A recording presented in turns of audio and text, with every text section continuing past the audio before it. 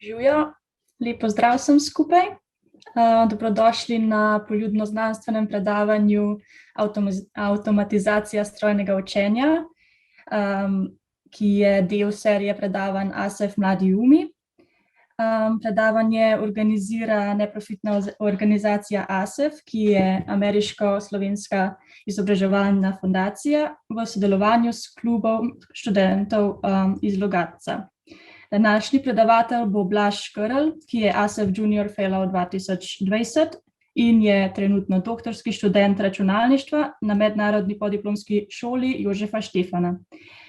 Moje ime je Ajda in sem ASEF Junior Fellow 2021 in bom moderatorka tega dogodka.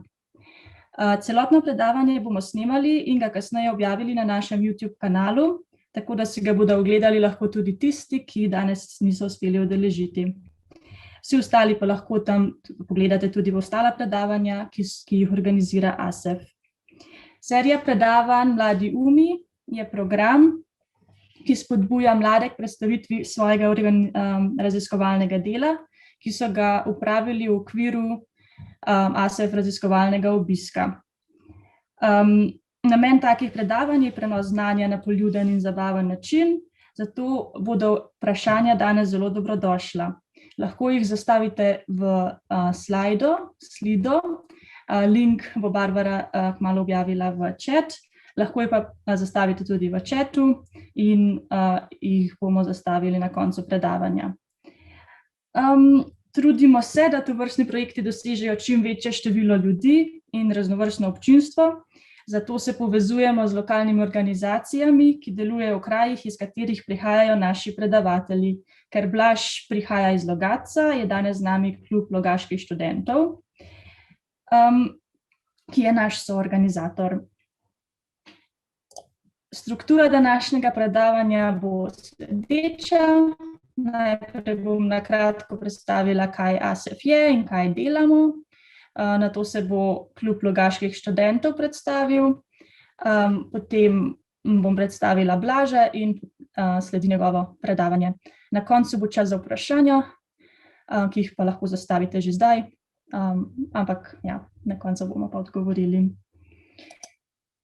ASEF je, kot sem že povedala, ameriško-slovenska izobraževalna fundacija,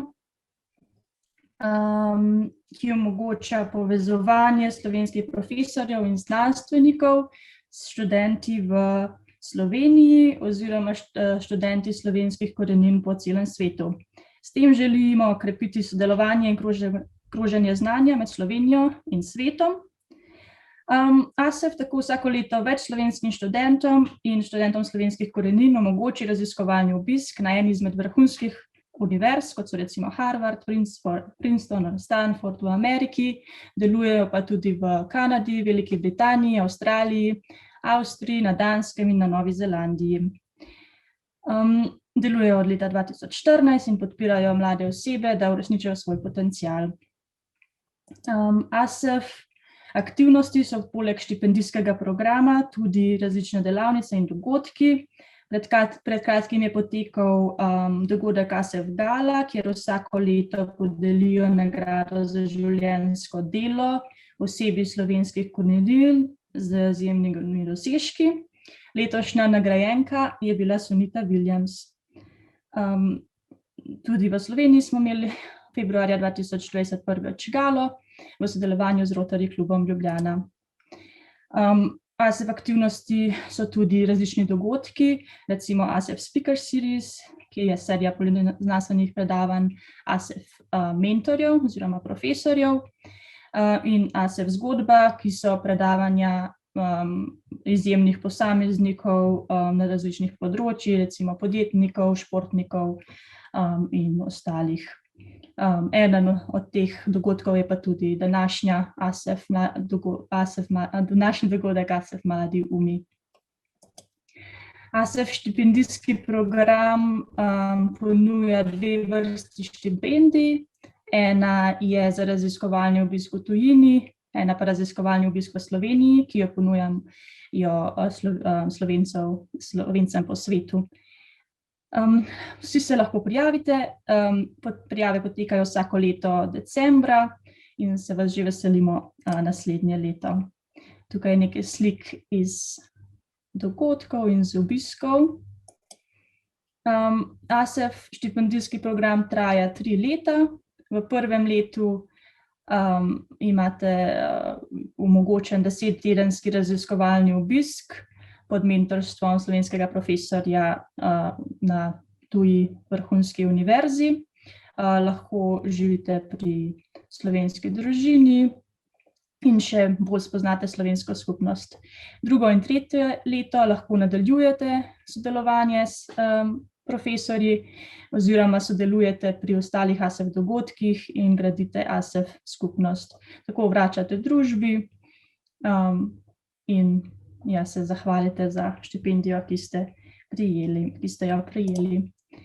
Tukaj lahko najdete več o štipendijah oziroma ostalih dogodkih preko ASEF-a. Zdaj pa vabim predstavnico kluba Logaških študentov, da nam na kratko predstavi še njihovo delovanje. Živijo, jaz sem Sonja in danes predstavljam klub Logaških študentov ali KLŠ, kot mu radi rečemo. Klub Logaških študentov je mladinsko društvo, ki deluje na območju Logatca in okolice. Povezujemo vse dijake in študente iz okolice Logatca. V klubu prostovoljno delajo aktivisti, kateri organizirajo različne delavnice in dogodke na različnih področjih, kot so kultura, šport, zabava, zdravje, izobraževanje. Trudimo se, da bi vsak študent našel nekaj zase v različnih dogodkih. V centru Logatca imamo tudi svoje prostore, kateri študentom in dijakom nudijo prostor za učenje in tudi zabavo, seveda. Klub je najbolj znan pravzaprav po festivalu Logaško poletje, katerega organiziramo vsako leto konec poletja. Letos pa tudi prvič, prav ta konec tedna, organiziramo Logaški filmski festival, pri katerem bomo po dolgem času budili logaški kino. Zelo radi pa podpremo okoliške študente pri vsakem njihovem uspehu, zato smo se z veseljem odzvali na povabilo za sodelovanje pri tem predavanju, za kar se vam najlepše zahvaljujemo. Hvala. Super, hvala, Sonja. Zdaj pa sledi Blaževo predavanje in bom kar predala besedo njemu. Super, najlepša hvala za te uvodne besede. Če samo to delim. Jaz upam, da se vse v redu vidi in sliši. Če se ne, prosim, da pove, seveda. Torej moje ime je Blaž Škrl, preden začnem bi mogoče samo vse še enkrat povabil na obisk Logaškega poletja in ostalih dogodkov. Gre za super, dobro obiskane in organizirane dogodke, tako da toplo priporočam obisk. Kot sta že kolegice omenili, sem doktorski študent na podiplomski šoli Jožefa Štefana, torej na 3. stopnji. ASEF Fellow pa sem bil leta 2020 pod mentorstvom profesora dr. Jureta Leskovca z Univerze Stanford. Ukvarjal sem se večinoma s strojnim učenjem, analizo omrežij ter računalniškim sklepanjem. Zdaj, moja izkušnja raziskovalnega obiska je bila morda malo nekonvencionalna, namreč ravno v tem letu so imeli v ZDA poleg protestov seveda tudi COVID, tako da je obisk potekal nadaljavo. To nas kot računalničarje v resnici niti nekaj pretirano zmotilo, tako da delal sem s profesor Leskovcem ter njegovim poddoktorskim študentom dr. Telim Bujem. Lahko rečem, da ko smo si enkrat uskladili bioritem, smo vzpostavili zelo redna sodelovanja in produktivna sodelovanja. Na koncu sem imel priložnost predstaviti tudi svoje delo v okviru Stanford Infolaba. Lahko pa rečem, da marsikatero sodelovanje iz tega obiska v resnici še traja, tako da zadeve še vedno vse deloma tečejo. Danes bom govoril o enem zanimivem področju računalništva, ki se imenuje avtomatizacija strojnega učenja.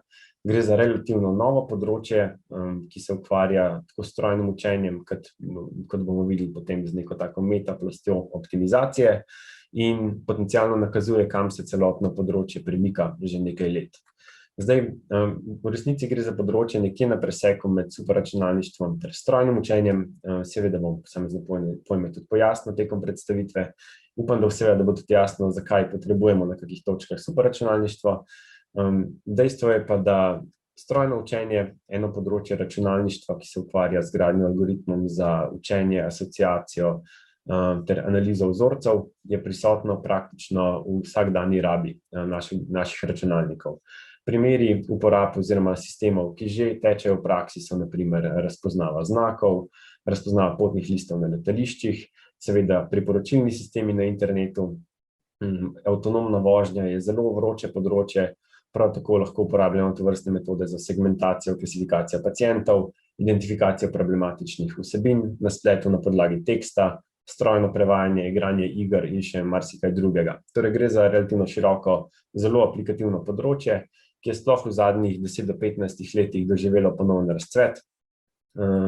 Deloma tudi zato, ker smo lahko priča vse večji računski moči.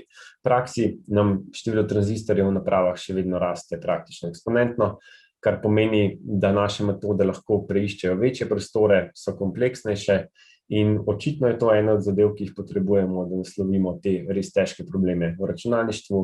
Določene od teh bom tudi poskušal omeniti tekom tega predavanja. Mogoče zgolj kot zanimivost, določeni ostali aspekti naše strojne opreme pa že začenjajo konvergirati, tako da bo zelo zanimivo videti, kam se vse to skupaj premika.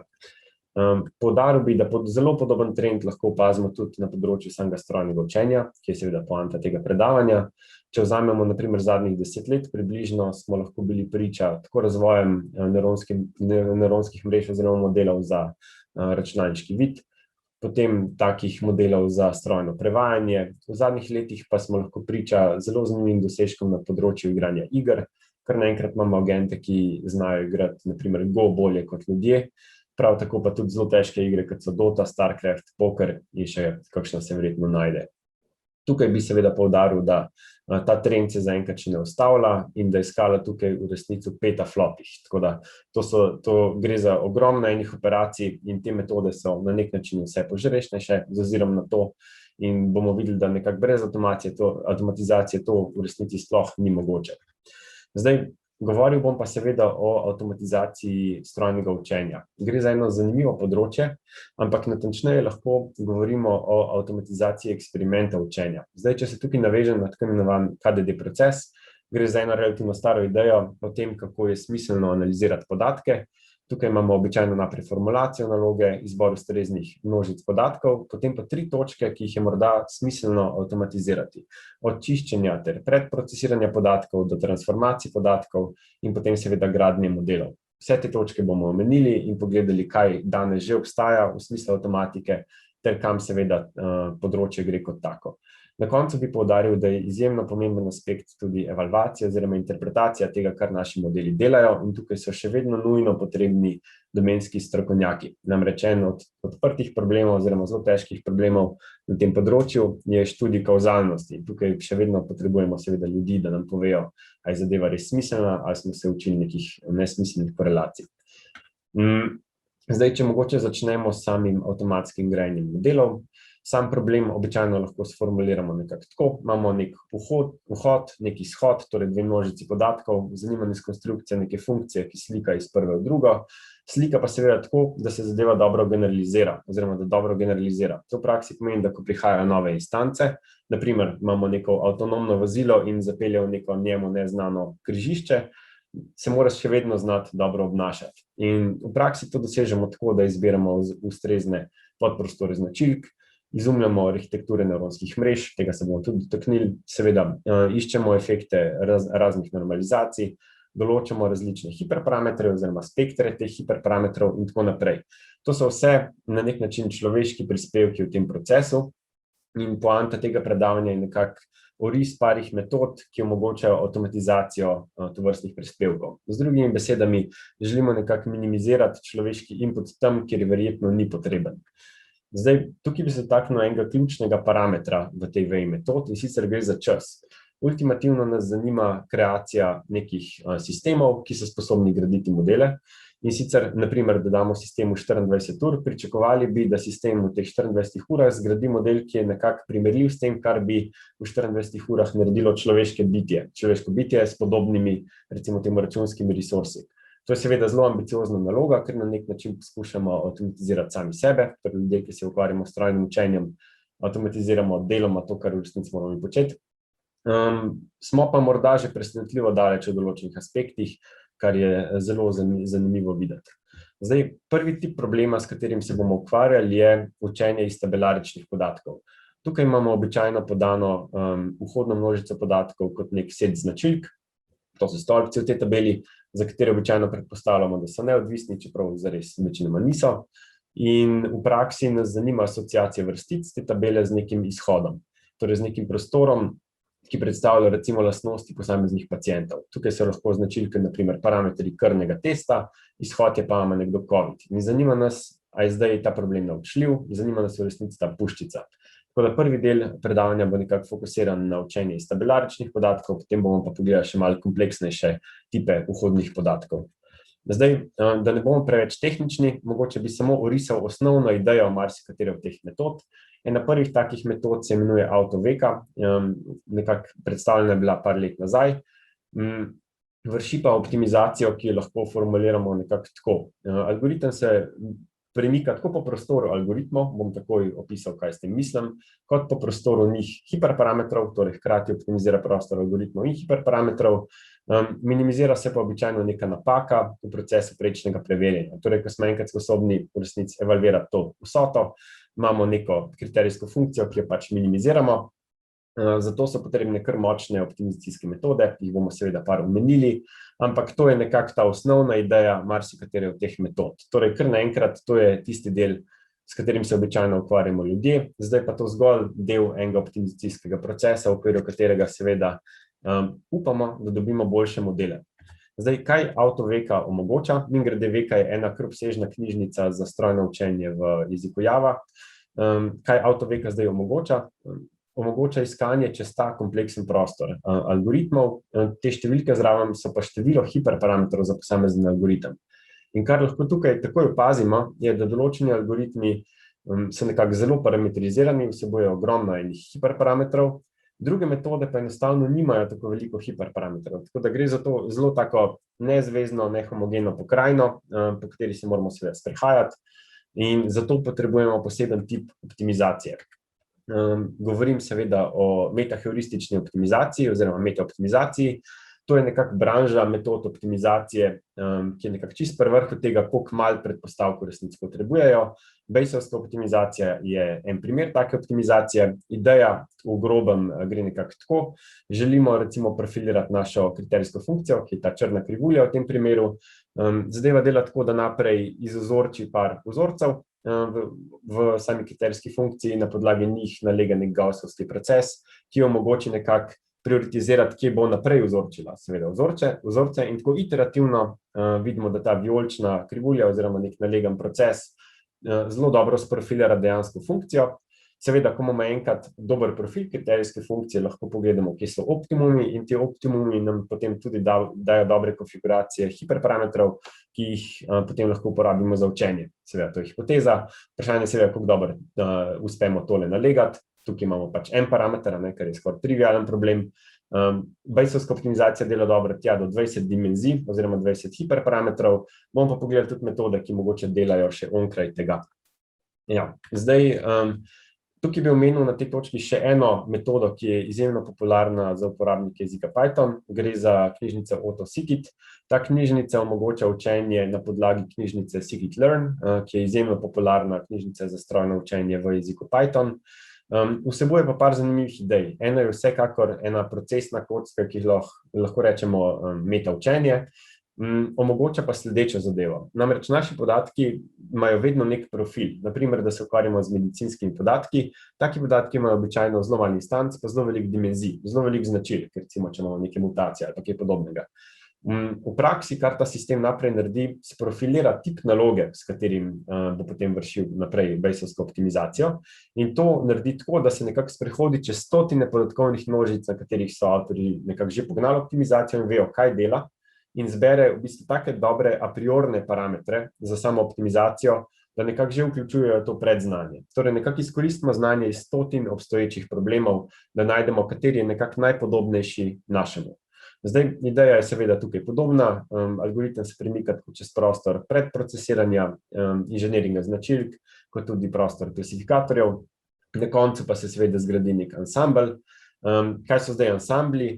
primer ansambla je, naprimer, če jaz vas vprašam, koliko lun ima, naprimer, Jupiter in vzamem najpogostejši odgovor. Torej, dobimo kup enih modelov, vsak nekaj prispeva in recimo, da vzamemo najpogostejšo napoved ali pa na kak drug način agregirano napoved. Seveda na koncu imamo potem končne predikcije, ki nam omogočajo dejansko uporabo samih modelov. Zdaj, tukaj bi mogoče samo še omenil, da ta knjižnica je nedavno tega doživela eno konkretno nadgradnjo. In sicer uvedli so tako imenovan AutoScikit 2.0. V okviru te knjižnice avtorji raziščajo še bolj, kako lahko izkoristijo ta proces meta učenja. Tukaj grejo malo bolj v detajle v smislu teh tako imenovanih performančnih matrik, ki jim omogočajo nekako bolje profilirati same naloge še z ozirom na posamezne mere optimizacije. Poanta pa je seveda izbira dobrih taktik za učenje potem nekih delotokov, ki dajo nek klasifikator ali pa regresijski model. V praksi, potem, ko imamo nek nov problem, seveda najprej izberemo taktiko učenja, na podlagi te taktike pa se potem zgradi ansambel teh delotokov, ki omogočajo neke vrste klasifikacijo, regresijo oziroma nam rešijo nek problem. Tukaj bi morda omenil, da je tudi zelo pomemben aspekt tovrstnih metod generacija poročil, ker v praksi želimo vedeti, kako je optimizacija potekala, kako je prišlo do rešitve, ki jo imamo na koncu za uporabo. Zdaj, to vse izgleda tako kompleksno, koliko je pa te zadeve enostavno uporabljati. Če pogledamo mogoče enega enostavnih primerov te knjižnice, lahko vidimo, da smo zgor par vrstic kode stran od tega, da zadevo dejansko uporabimo. To je verjetno zelo primeren nek vrste API za ljudi, ki praktično nimajo izkušenj s programiranjem, kar je seveda lahko zelo dvorezen meč. Dejstvo je pa je, da v parih vrsticah lahko torej inicializiramo nek tip klasifikatorja oziroma nek regresijski model, zverimo, koliko časa bo optimizacija trajala ter katero mero optimiziramo, potem enostavno poženemo naleganje in model uporabljamo, kakor želimo. Tako da tak tip učenja je vse pogostejši. Te zadeve delajo presenetljivo dobro. Bom potem omenil še eno, ki smo že parkrat uporabili pri našem delu in dejansko dela presenetljivo dobro. Tako da lahko rečem, da tega je vse več in vse lažje je tovrstne metode uporabljati. Zdaj, tukaj bi se morda dotaknil še ene metode, ki se mi zdi zelo zanimiva, je pa to metoda Tipot. Tipot je prav tako zgrajen okrog knjižnice Scikit-learn, torej te knjižnice za strojno učenje v Pythonu, torej nekako sestavlja gradnike iz te knjižnice, omogoča tako selekcijo značilk, predprocesiranje, konstrukcijo novih značilk in pa seveda selekcijo modelov, optimira tudi parametre. Ta metoda pa nekako izkoristi drug tip optimizacije, kot smo ga na primer navajeni iz teh prejšnjih. Tukaj ne govorimo o Bayesovski optimizaciji, marveč o genetskem programiranju. To je še ena tako malo paralelna veja optimizacije, ki nekako paše v resnici pod evolucijsko računanje. In tukaj imamo opravka z neke vrste simbolnimi drevesi operatorjev. Kar to v praksi pomeni, naša podatkovna množica je naprej nekako subjekt kupa enih transformacij, recimo zdaj skaliramo, zberemo neke značilke in tako naprej. In kar ta tip optimizacije omogoča, je grajenje takih simbolnih dreves, ki nam dajo točno sekvence operacij, ki jih je potrebno izvesti, vključno s treniranjem nekega modela, zato da zadeva v praksi potem spet maksimizira neko kriterijsko funkcijo in zadeva dela v redu. Recimo to je en primer. Če pogledamo eno iteracijo v takem drevesu, algoritem se mora enostavno odločiti, katero od teh vej bo uporabil in seveda odloči se na podlagi tiste, ki nekako maksimizira nek kriterij. Tako da to je spet zelo taka splošna optimizacija. Bomo pogledali tudi, koliko daleč je to stran od tega, če si naključno zmišljujemo taka drevesa, ampak dejstvo je, da te zadeve v resnici delajo kar dobro. Sploh ta knjižnica ima zelo podoben API v smislu uporabe. Tukaj v parih vrsticah zadeva enostavno poženemo na nekih trening podatkih. Zadeva dela presenetljivo dobro, recimo temu out of the box. Kar je pa tudi fino, je pa, da lahko izvozimo vso Python kodo, ki jo na nek način ta algoritem zgenerira in jo naprej uporabimo za debagiranje, konstrukcijo novih procesov, optimiranje ali pa karkoli pač želimo početi s to kodo. Tako da te zadeve so izjemno enostavne za uporabo in delajo presenetljivo dobro. Lahko rečem, da smo se enkrat kar namatrali, da smo nekako na roke prišli do podobno dobre rešitve, kot jo je tale sproducirala v približno pol ure. Tako da tukaj se zadeve hitro premikajo. Zdaj, ni pa seveda vse v tabelah, čeprav lahko podatke običajno stisnemo v neko tako propozicionalno strukturo, torej vse so še kar lahko tabele, če zadevo prav transformiramo. za učenje slik pride prav ena druga paradigma učenja, o kateri bomo govorili, in sicer globoko učenje. Recimo, da imamo tako nalogo. Imamo kup enih živali, zanima nas, na katerih slikah so živali z masko. Torej, nekako klasificiramo, ima zdaj slika žival z masko ali ne. Kako rešiti nek tak problem? Tukaj se poslužujemo enega drugega tipa modelov, ki se imenuje globoko učenje. Gradimo take arhitekture nevronskih mrež, ki nekako postopoma sprocesirajo nek vhodni podatek, torej neko sliko, v izhodni podatek, ki je običajno nek vektorski prostor, ki ustreza temu, kar želimo napovedovati. Zdaj, v praksi je seveda odprt problem, kako zbrati te vmesne Lego kocke. Namreč, ni čisto jasno, kako se odločiti, koliko teh vmesnih plasti bi želeli imeti, kakšne bojo, namreč tukaj lahko apliciramo različne nelinearnosti v posameznih plasteh in kako zdaj ta zadeva zgleda. In seveda ta problem kar kliče potem, da ga zautomatiziramo. Lahko rečem, da naprimer 5-6 let nazaj je bila tendenca, da so vsi te zadeve gradili na roke, nekako ni bilo sistemskega preiskovanja arhitektur, ampak to se je konkretno spremenilo v zadnjih, naprimer, 5-6 letih, sploh na področju računalniškega vida in spodbujevalnega učenja, kot bomo omenjali kasneje. Tako da zdaj počasi prehajamo, recimo temu spekter modelov, ki so računsko malenkost bolj zahtevni in z malenkost mislim mogoče 2 velikostna razreda bolj kot to, kar sem omenil prej. Tukaj je ena študija od Googla, ki se ukvarja s tako imenovanim problemom Neural Architecture Search, torej iskanje nevronskih arhitektur. Ideja je zastavljena nekako tako.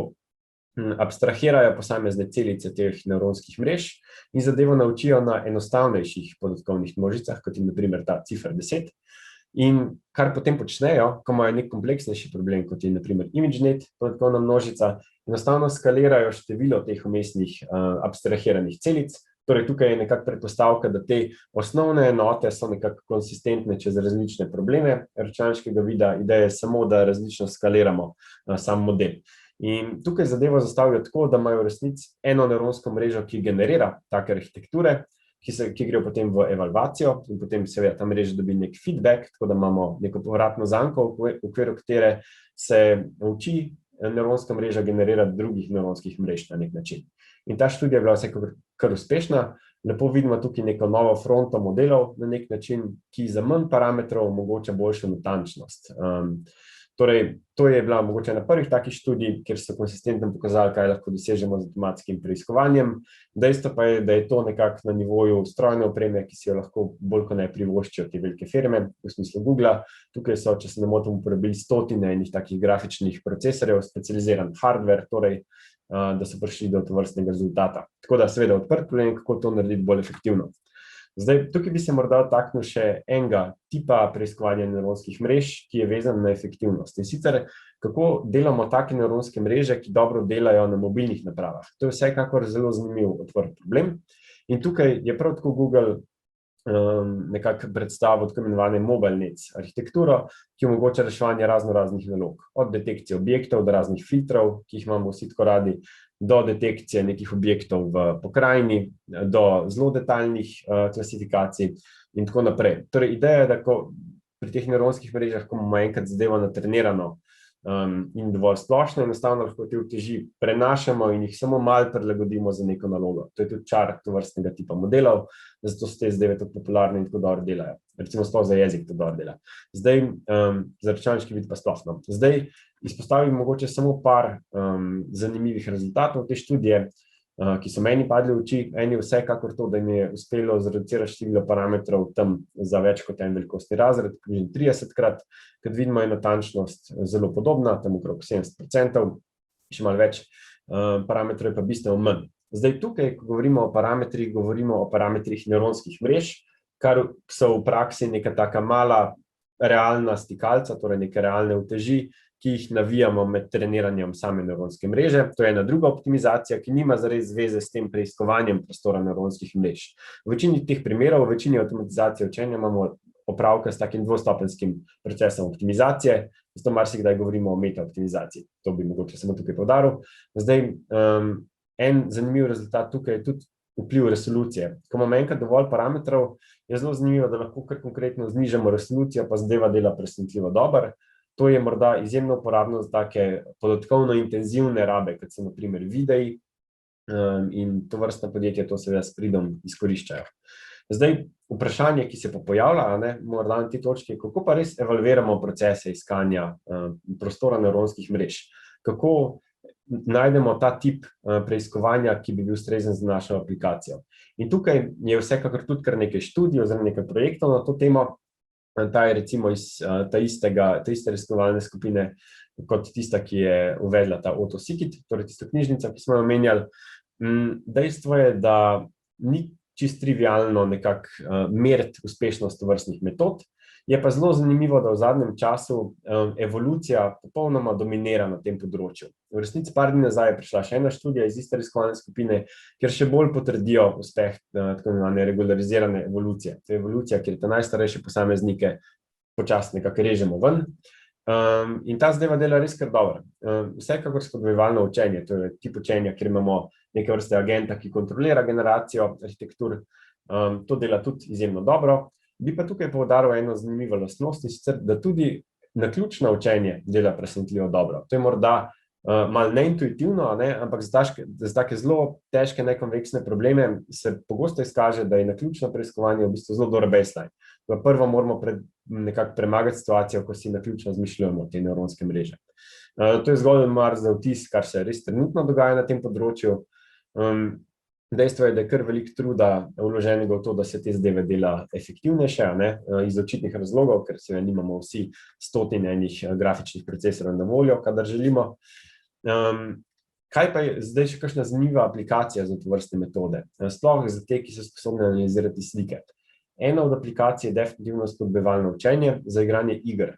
Tukaj bi izpostavil eno študijo podjetja DeepMind oziroma laboratorija DeepMind, kjer so se ukvarjali s spodbujevalnim učenjem, torej kreacijo nekih agentov, ki so sposobni igrati igre. Tukaj jim je uspelo narediti agenta, ki bolje kot človek igra vseh 57 Atari iger. V praksi to pomeni, da zadeva dela resnično dobro. In je pa to uspelo šele, ko so ta tip učenja res avtomatizirali. Tukaj ne bom še porečil detajle, ampak trening agentov so uspeli distribuirati, to so te modre pike, na tak način, da konkretno pospešijo samo učenje in šele tukaj so zadeve res nekako začeli leteti. Zdaj, če pogledamo samo, koliko podatkov je bilo potrebnih, za kreacijo tega končnega agenta, se zadeva giblje tam okrog reda 100 milijard slik in še več, kar je seveda ogromno in toliko jih človek verjetno nikoli ne porabi, da se dobro nauči igrati tovrstne igre, tako da potenciala je tukaj še ogromno. Bi pa morda samo omenil, kako hitro gre to področje naprej. Zelo zanimivo je, na primer, videti, da praktično 5 let nazaj nekako človeštvo še ni imelo zares ideje, kako tovrstne probleme reševati. V zadnjih parih letih je pa prišlo do nekako ključnih prebojev na področju. Tako da to gre izjemno hitro in tukaj podjetje DeepMind definitivno dominira na področju spodbujevalnega učenja in avtomatizacije tovrstnega učenja, kar je pa še pomembneje. Zdaj, tu iz te študije bi mogoče izpostavil samo en tip rezultata. Gre sicer za to, koliko slik je potrebnih za to, da agenta naučimo do neke mere. To so seveda desetine milijard slik. In zelo zanimivo je videti, da v bistvu v tej začetni fazi treninga dobimo kar dobre performanse, potem pa zadeva začne tako zelo počasi konvergirati in seveda zelo zanimiv odprt problem je, kako nekako držati ta naklon oziroma kako bi že na začetku prišli do nekako človeških performans. V manj kot, ne vem, par 10 milijardah slika, to bi bil že zelo zanimiv rezultat. Zgolj malo za vtis, koliko so to na nek način težki problemi in kak tip skale računanja potrebujemo, da jih rešimo. Tukaj bi izpostavil še eno študijo oziroma en rezultat, ni še študija, ki je marsikomu tudi konkretno padel v oči, gre pa namreč za napovedovanje proteinskih struktur. To za tiste, ki imate kaj izkušenj z strukturno biologijo, je izjemno težek problem. Vemo, sploh, če naš input sekvenca pride do 3D zvite strukture, torej tukaj se gremo protein folding, to je zelo težek problem. In dejstvo je, da očitno s spodbujevalnim učenjem, s takim tipom učenja, za katerega se DeepMind specializira, jim je uspelo zadevo konkretno poriniti naprej, če temu tako rečem. Zdaj, hipoteza je seveda, da so tukaj uvedli neko mero, ki jim zelo dobro oceni to zvitje in avtomatizacijo nekako speljali okoli tega članka. Nažalost, za to novo verzijo AlphaFolda še ni, torej AlphaFold 2. Za AlphaFold 1 že obstaja en Nature članek, ki nekako tudi oriše sam proces. Zna pa biti, da so v dvojki naredili še par konkretnih nadgradenj, ker mislim, da je očitno, kak konkretni napredek tukaj je. Zdaj, mogoče samo za vtis, koliko je to težka naloga, par rezultatov. Za določena zvitja je metoda sproducirala tako dobre predikcije, da so znotraj empirične napake. To v praksi pomeni, da če bi dali, na primer, kakšnemu doktorju biokemije za razrešiti strukturo s pomočjo kristalografije, bi verjetno naredil podobno napako. Tako da metoda v določenih primerih, seveda takih lažjih primerih, pride na podoben nivo, kar je malo strašljivo, ampak zelo fascinantno na nek način. Zdaj, kaj pa industrijski proizvodi? Danes smo seveda lahko priča temu razvoju mnogoterih API-jev oziroma nekih takih servisov, ki nam omogočajo učenje. Google je tukaj vsekakor naredil svoj del, omogoča tako imenovan Google AutoML, ki omogoča avtomatizacijo učenja znotraj njihovega oblaka. Seveda tukaj moramo biti v večini primerov verjetno pripravljeni deliti svoje podatke, kar lahko popolnoma poruši zadevo, lahko je pa super situacija in omogoča tako uporabo različnih teh programskih okolij, kot enostavno nek tak drop-in tip učenja, kot klicanje raznih API-jev za trening oziroma fine-tuning določenih modelov, kar je izjemno uporabno verjetno za kakšno drugo industrijo, ki šele prihaja počasi na področje strojnega učenja oziroma čim prej želi imeti kak prototip s tovrstnimi metodami. Zdaj, bolj pred koncu predavanja bi se dotaknil še enega področja, ki je tudi izjemno fascinantno, in to je deloma kvantno računalništvo. Namreč kvantno računalništvo je že pustilo svoj pečat na področju strojnega učenja, imamo že vsaj konceptualno nekak rešitve za, na primer, kvantne nevronske mreže in podoben tip algoritmov učenja.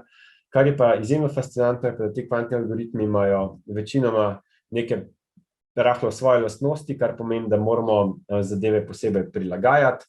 Mogoče zadeve niso tako intuitivne kot v situaciji, ko imamo klasično učenje, tako da recimo trenutna smer gre v tem, da bomo imeli neke vrste hibridne sisteme, kot na primer ta, kjer imamo spet neke vrste kontroler mrežo, ki kontrolira inicializacijo kvantnega sistema, namreč kvantni sistemi so izjemno nestabilni in to se zdi en od dokaj elegantnih načinov, da rešimo ta problem. Seveda tukaj je ogromno enega aktivnega riskovanja, kvantno računalništvo je še bolj kot ne v povojih, kar se tiče aplikacij, ampak že obstajajo neke rešitve, to je mogoče bolj za zanimivost. Zdaj, na tej točki bi se morda dotaknil še tako imenovanega očeta spodbujevalnega učenja, Richarda Suttona, njegovega mnenja. Nekaj časa nazaj je izdal en esej na temo tega, kam se mu zdi, da strojno učenje gre, oziroma področje umetne inteligence.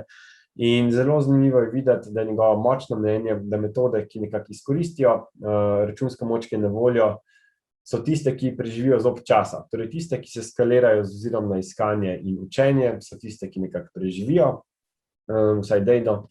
Tiste, ki pa recimo nekako vključujejo nakodirano ročno znanje ali kaj podobnega, pa imajo več težav. Tukaj bi seveda omenil, da na primer nevronske mreže so bile konceptualno spočete že v 50 letih prejšnjega stoletja in je trajalo kar nekaj časa, da so zadeve prišle v tako splošno rabo, kot jo imamo danes. Danes težko odpremo Facebook, brez da bi verjetno se kje kak del nevronske mreže zasvetil. Zdaj, vprašanje je, kam pa to področje gre naprej, a ne? En zanimiv aspekt je vsekakor ta meta prenos med množicami. Tukaj govorimo o tem, da znamo sprofilirati čim več nekih realnih problemov, zato da, ko imamo opravka z nekim novim problemom, znamo hitro povedati, kaj utegne tukaj delati oziroma kaj ne bo delalo, da nekako ne zapravljamo časa. To je zdaj nekako tendenca teh metod, ki jih lahko že vsak uporablja na svojem računalniku praktično. Zdaj, optimizacija učinkovitosti iskanja. Tukaj smo videli, da evolucija dominira, dejstvo je pa, da zadeva še vedno ni tako efektivna, da bi lahko to počeli na primer na laptopu, zares, za te večje arhitekture. Tukaj bo kar še nekaj napredka potrebnega, da bomo zadevo ustrezno skalirali. Zdaj, katere izračune lahko zaupamo kvantnim računalnikom, to je sploh zanimivo odprto vprašanje, ker niti marsikdaj niti hardware ni znan, niti kvantna paradigma računanja ni znana, tako da tukaj vsaj pričakujem, da se bo v naslednjih letih marsikaj zgodilo, se pa tudi aktivno raziskuje, kot sem pokazal.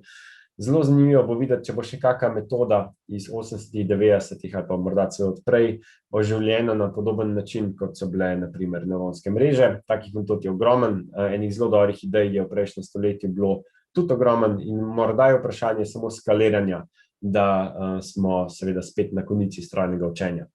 Zdaj, omenjal sem tudi strojno opremo, zelo veliko se dela tudi na neki taki recimo temu custom strojni opremi, ki omogoča učenje, recimo Google ima TPU-je, to so Tensor Processing Units, opravka imamo že lahko torej s kvantnimi čipi, pa tudi specializiranimi grafičnimi karticami samo za učenje, tako da tukaj se tudi ogromno dela na nivoju same strojne opreme in seveda gradi se tudi algoritme, ki so potem nekako sozvočijo strojno opremo. Zanimivo je tudi področje avtomatskega učenja na omrežjih. To se zdaj počasi začenja, namreč veliko problemov lahko transformiramo v učenje na omrežjih in na ta način rešimo marsikatero predpostavko neodvisnosti. Tako tukaj se ogromno dogaja. Eno sploh zanimivo področje je pa multimodalno učenje. Gre za tip učenja, kjer bomo hkrati prisotne vhode, na primer tipa zvok, tekst, slika, pa verjetno še marsikaj. Ker so, na primer, če to počnemo z nevronskimi metodami, tovrstne metode sposobne učenja reprezentacij, lahko te reprezentacije enostavno s pomočjo linearne algebre kombiniramo in uporabljamo za učenje in zadeva postane izjemno elegantna, tako da zanimivo bo videti, kaj bodo naslednji mejniki v multimodalnem učenju. Tako da to je bilo z moje strani nekako to, nek tak grob oris avtomatizacije učenja. Seveda, če ima kdo še kakšno vprašanje, absolutno vprašajte, tako na platformi, kot seveda lahko verjetno tukaj v chatu. Zdaj pa predajam besedo še Aidi. Tako da hvala za pozornost. Super, hvala Blaž. Smo že dobili nekaj vprašanj, tako da lahko kar ti jih preberem, prav? Ja, super, ja. Ja, no, prvo je verjetno kompleksno vprašanje za format predavanja. Kaj je ključna razlika med reševanjem metaproblema z Bayesovsko optimizacijo in spodbujevalnim učenjem? Ja, v bistvu tako od zelo daleč sta to zelo podobni metodi. Jaz mislim, da tukaj gre deloma za to, da različne raziskovalne skupnosti raziskujejo različne tipe optimizacije. Zdaj, kar se tiče Bayesovske optimizacije, imamo običajno neke vrste gaussovske procese, kar je mogoče neka preferenca. Pri spodbujevalnem učenju je pa vse mogoče malo bolj vezano na nevronske mreže. Tako da vsekakor gre za zelo podobno paradigmo, mogoče se celo da eno prevesti na drugo, vsekakor ne vem. Sem pa zasledil, da so to malo drugi raziskovalni community, kar je mogoče en od razlogov. Tako, mogoče tak hiter odgovor. Super. Vid Kocijan sprašuje, knjižnice za metaoptimizacije delajo linearno. V praksi delamo več eksperimentov asinhrono, ko je prostor. Kateri algoritmi, poleg naključnega, to podpirajo? Ja, to je zelo dobro vprašanje. Obstaja asinhrona evolucija, ki v resnici dela kar dobro. Tega tukaj nisem omenjal, tako da ta je en, za katerega sem zasledil, da naj bi dejansko delal. To je bil en NeurIPS članek, mislim, 2 leta nazaj, spet na temo meta učenja. Tako da morda je to en odgovor. Sicer še vedno je treba pač to nekako sinhronizirati vsake časa, kot verjetno pri vsaki drugi stvari, ampak so neke raziskave na področju evolucijskega računanja za optimizacijo. Ok, hvala. Ali bi lahko predstavil kakšno metodo iz 80-ih, 90-ih, ki bi se lahko oživila? Ja, zelo dobro vprašanje. Meni se zdi ena, ki ima še zelo veliko potenciala, kar se tiče skaliranja, morda učenje pravil. Mislim, da smo na to malo pozabili, je pa izjemno uporabna v situacijah, ko moramo dejansko razumeti te ključne vzorce, s katerimi imamo opravka. So neke študije že, ki vsaj teoretično recimo formirajo učenje pravil kot neke vrste matrično faktorizacijo, kar nekako morda malo meji na to, da to znamo zelo dobro skalirati. Vsekakor bi pa to znala biti ena od tovrstnih metod. Zdaj, ja, drevesne metode deloma tudi zelo dobro delajo, ko želimo imeti neke interpretabilne podatke oziroma interpretabilne rezultate, so pa vsaj deloma že bile nadomeščene s strani nevronskih mrež. Tukaj težko rečem, tako da ena zadeva, če bi mogel izpostaviti, so verjetno pravila, ker so lahko tudi zelo kompleksna, višjih redov, kar pomeni, da imamo zelo nekako ekspresivni tak language bias. Ok, super, hvala. Mogoče naslednje vprašanje, kakšna je razlika med metaučenjem in transfer learning? Ja, zelo dobro vprašanje.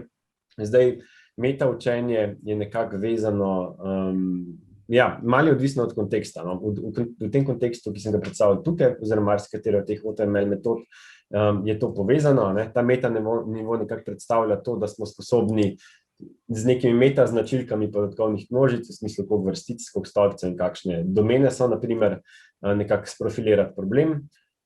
Transfer learning bi jaz razumel bolj v kontekstu neuronskih mrež, kjer pač vzamemo neko predtrenirano neuronsko mrežo, iz enega problema jo damo na drug problem in poženemo še iteracijo ali dve, da imamo pač neko rešitev za drug problem. Tako da tam je transfer learning mogoče malo bolj ekspliciten, direkt na nivoju uteži, meta učenje pa mogoče malo širše področje. Na kratko. Ok, super. Jure sprašuje, kaj konkretno znotraj avtomatskega učenja je morda predmet tvojega zanimanja oziroma raziskovanja?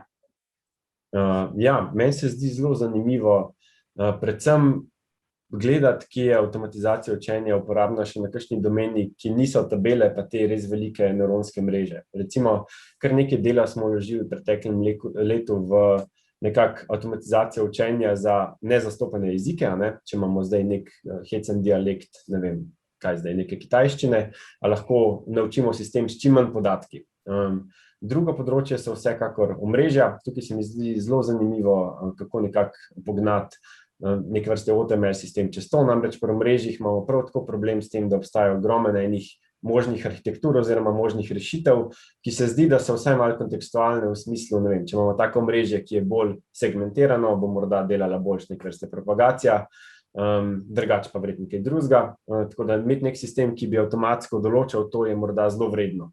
Tako da nekako v tej smeri se meni zdijo zelo zanimiva raziskovalna vprašanja.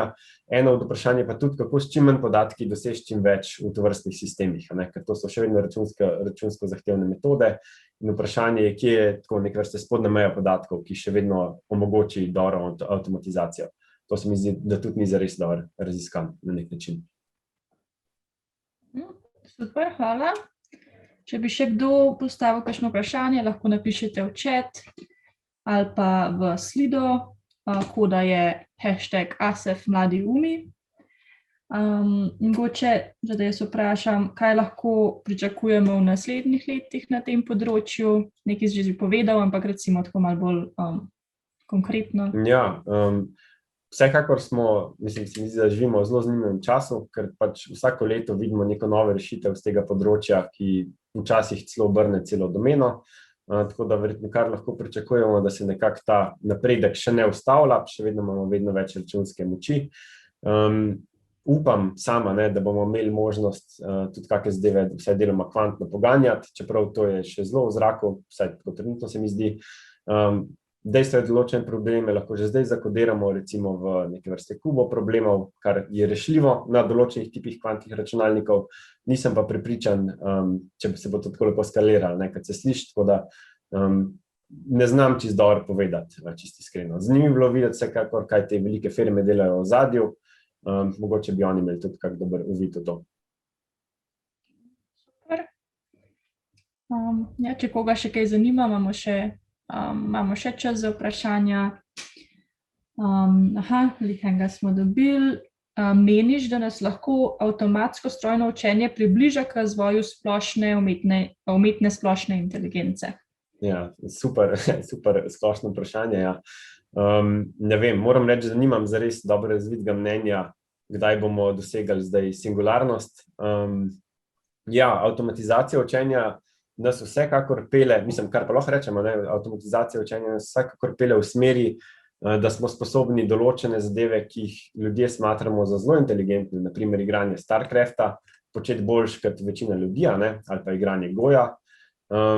Je pa vprašanje, kje je meja tega. Jaz mislim, da trenutni pristopi mogoče tega še ne omogočajo zares, da bi bili zdaj res splošni, so še vedno zelo taki task-oriented, tako da tukaj zelo težko komentiram, no. Mislim, so neka mnenja, da ne bi to se zgodilo v roku naslednjih par 10 let, ampak mislim, da to zelo težko napovedati, ker so zelo taki diskretni dogodki, ki lahko vse spremenijo, lahko je pa pač malo zima, a ne, malo stagnacija. Okay, hvala. Še eno vprašanje, katero orodje bi priporočal nekomu, ki bi rad preizkusil te metode? Ja, kot sem omenil, to orodje Tipot, to je ta Python knjižnica, dela presenetljivo dobro. Lahko rečem, da je mene in še par kolegov to presenetilo pozitivno, kako dobro dela. Z Otto Scikit-Learn knjižnico ima par kolegov nekaj izkušenj, jaz sicer tega nisem zares poganjal, se pa tam ogromno raziskuje, tako da, če bi mogel izpostaviti, bi rekel to Tipot knjižnico, pa mogoče obstaja še kakšno podobno, no. Razen če vprašanje, kako preiskovati prostor nevronskih mrež, to pa vidimo, da je še kar odprto vprašanje, tako da tukaj random za začetek, pa mogoče vidimo, pa mogoče kakšna boljša taktika, postopno delo boljše. Super, hvala. Kaj še postavljate vprašanja? Mogoče jaz pa vmes vprašam, če misliš, da lahko raziskovalni laboratoriji konkurirajo večjim industrijam, ki si omenil, da pač za take stvari so kakšni Google bolj primerni. Ja, to je moje tudi dobro vprašanje, no. Dejstvo je, da na nivoju same skale tega izračunavanja težko, ne. Je pa zelo zanimiv, ker to odpira neka nova raziskovalna vprašanja, tipa, kako se pa zdaj učimo z manj podatki, na primer, neke vrste few-shot learning, rata relevanten. Vprašanje je seveda tudi, kako nasloviti te probleme, ki teh velikih podjetij ne zanimajo, ne? Recimo neki manj zastopani jeziki ali pa kaj podobnega.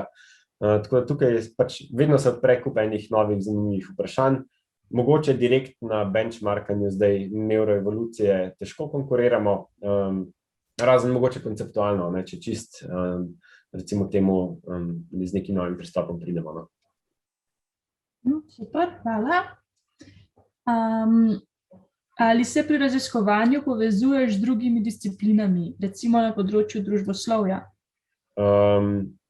Pri svojem raziskovanju lahko rečem deloma ne. Večinoma teh aplikativnih zadev, ki jih delam, so nekako na področju biologije v resnici. Imamo pa nekaj dela, kjer smo delali s finančnimi podatki, če to šteje. Finančni teksti, no, ampak to je pač bila neka naloga nad teksti, sam domena je bila taka bolj, recimo temu družboslovna, no, čeprav pa nisem zdaj koga užalostil. Ampak ja, no, načeloma so aplikacije mogoče bolj biološke samih metod, razen tekst, to je bilo pa tudi bolj vse stransko. Super, hvala.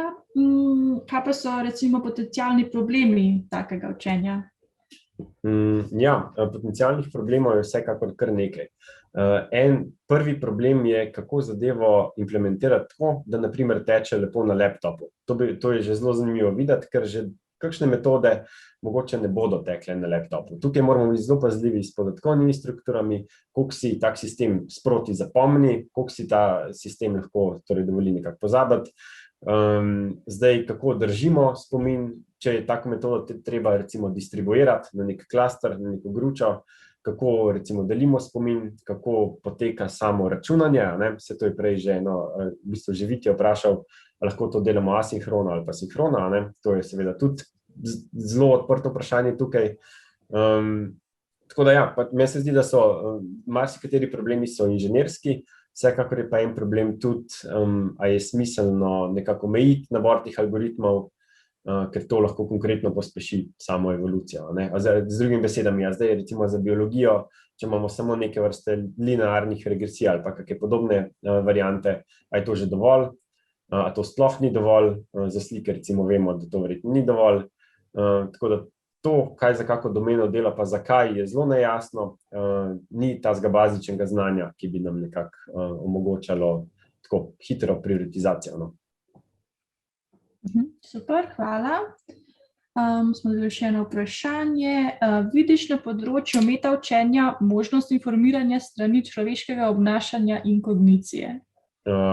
Ja, to je moje zelo dobro vprašanje. To po moje pade nekako na področje aktivnega učenja, tako zelo grobo, no, upam, da nisem zdaj čist mimo strelil, kjer nekako, ja, to že obstajajo sistemi, recimo, ko je treba trenirati robote na daljavo, tam imamo neke vrste tak partial supervision, kjer človek nekako svojimi nativnimi gibi vodi sam sistem.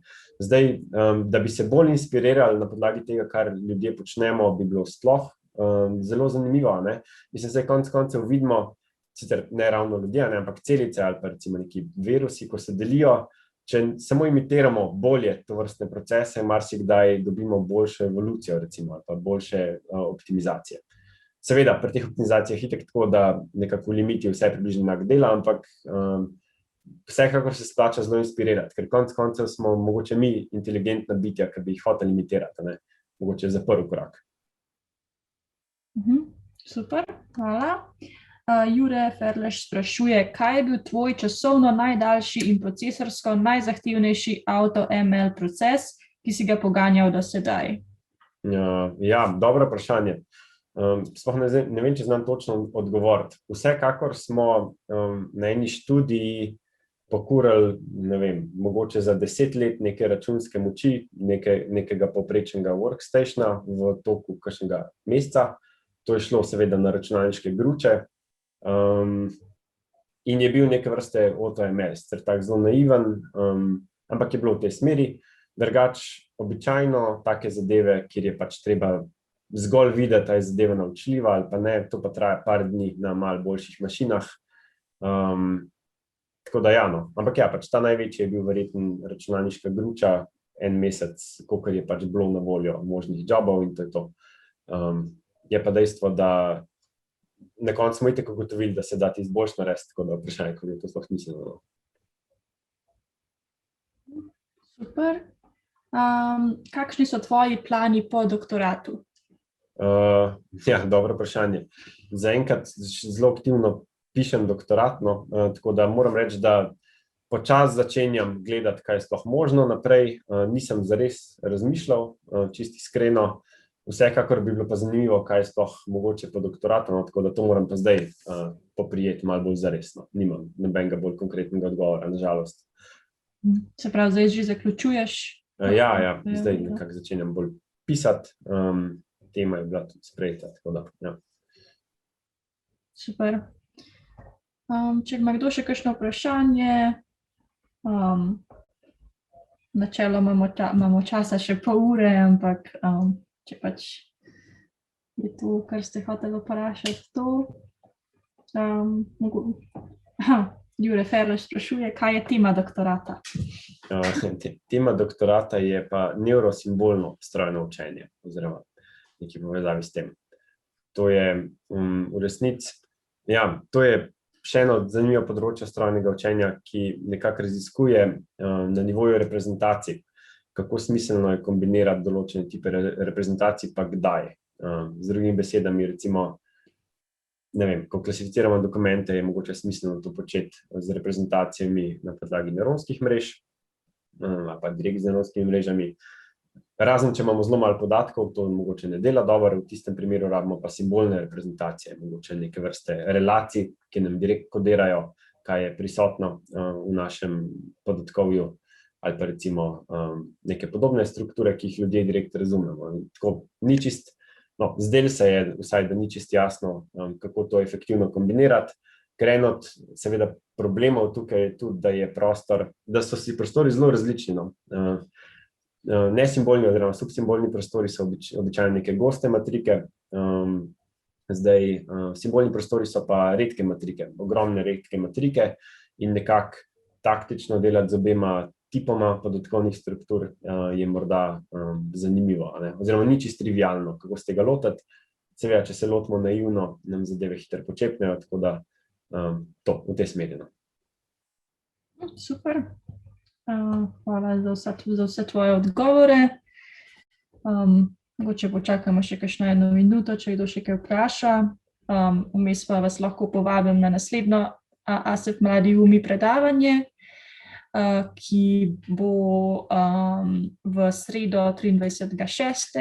ob 19. uri, takole na Zoomu, kot je bilo to predavanje. Predavala bo Veronika Cencen, ki je ASEP Fellow 2016 in doktorska študentka bioinženiringa.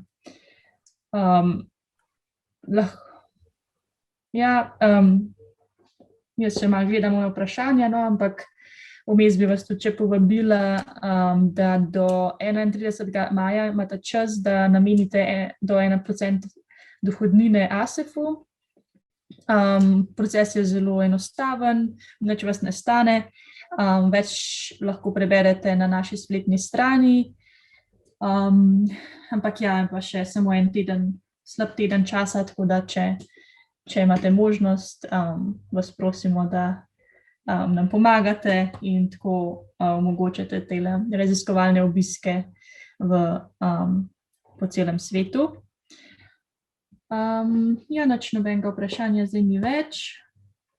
Na mail boste dobili še anketo o zadovoljstvu o našem predavanju. Mogoče Barbara bo dala tudi v chat zdajle, kjer lahko napišete, kaj vam je bilo všeč, kaj bi predlagali za naslednje predavanje. Hvala vsem za vašo pozornost, hvala Blaž za tvoje zanimivo predavanje. Ja, In hvala. hvala Sonji iz Kluba Logaških študentov za soorganizacijo. Ja, hvala za tako številčno udeležbo in super vprašanje.